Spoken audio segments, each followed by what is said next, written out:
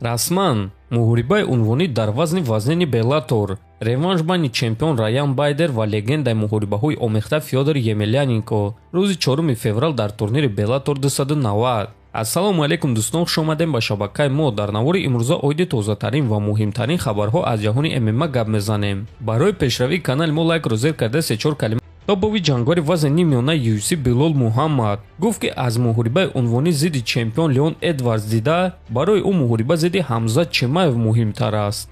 ба ман Ҳамзат Чимаевро диҳен. ӯ шахсе ҳаст ки ҳама ӯро беҳтарин дар ҷаҳон мешуморанд.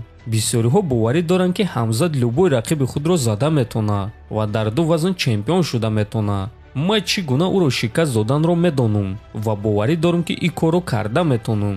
барои ҳамин ман бо шахсе ҷангидан мехоҳам ки ҳама ӯро шикастнопазир мешуморанд. ҳеҷ кас намегӯяд ки ҳозир Леон Эдвардс аз ҳама зур аст, дар ҳоле ки ӯ чемпион аст. чунки одамо медонанд ки агар реванши ӯ бо Усман баргузор гарда, пас Усман Леонро шикаст медиҳад ва камарбанди худро бармегардонад. аз ҳамин сабаб Ҳамзат барои ҳама шавқовар аст, чунки онҳо фикр мекунанд ки Ҳамзатро шикаст додан қариб ки ғайриимкон аст. аммо ман дар ҳақиқат боварӣ дорам ки ӯро шикаст дода метавонам, гуфтааст Муҳаммад. дӯстон, фикр мекунам ки UFC бояд ки дар як турнир реванши Камару Усман ва Леон Эдвардс ва муҳорибаи Ҳамзат Чимаев зидди Билол Муҳаммадро ташкил кунанд ва ғолибони ин муҳориба бо якдигар вохӯранд, чунки айни замон ин чор ҷанговар на рақиб ва на муҳорибаи таъиншуда доранд.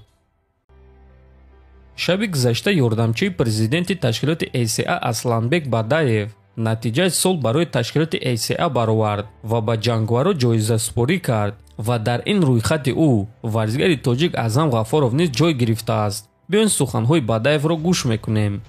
ман фикр мекунам ки раунди сол дар муҳорибаи Аъзам Ғафоров ва Азамат Пушуков рух дод. якум раунд 5 дақиқа онҳо ба якдигар беис зарбазанӣ мекарданд. ҳатто як сония онҳо намеистоданд. ин чиз хеле дурахшон буд. муҳориба дар стойка мегузашт. барои ҳамин ман раунди солро ба Аъзам Ғафоров ва Азамат Пушуков медиҳам, гуфтааст Асланбек. ва дӯстон, дар ҳақиқат ин раунд хеле раунди дурахшон буд ва бинем ки ин муҳориба ба Аъзам аллакай чанд ҷоиза овард ва дар байни садҳо муҳорибаҳои соли 2022 дар ташкилоти ACA якум раунди ин муҳориба раунди сол шуд. Аъзам доимо кӯшиш мекунад муҳорибаҳои нишон диҳад ки одамон боз чанд муддат ин муҳорибаҳои ӯро ба ёд оварда баҳра баранд. мо боз як маротибаи дигар Аъзам Ғафоров ва дастаи ӯро табрик мекунем.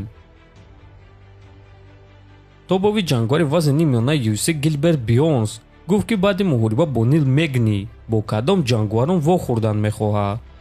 ман фикр мекунам ки реванши мо бо Ҳамзат Чимаев дер ё зуд баргузор мегардад. ҳамчунин муҳорибаи мо бо Билол Муҳаммад низ дер ё зуд баргузор мегардад. оиди Колби Ковингтон намедонам. маълум нест ки ӯ ба чӣ корҳо машғул аст.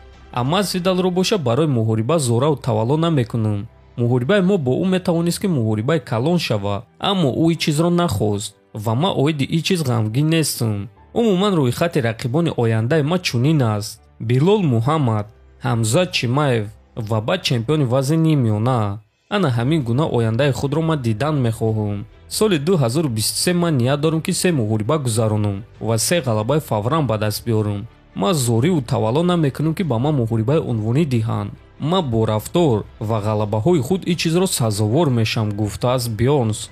хотиррасон мекунам ки Гилберт Бёрнс муҳорибаи навбатии худро аллакай рӯзи 22 январ дар турнири UFC 283 зидди Нил Мегни мегузаронад. дӯстон, дар ҳамин ҷо навори мо ба анҷом мерасад. ҳатман дар канали мо обуна шавем, фикр ақидаҳоятонро нависен. то боздид, хонободу сарбаланд бошен.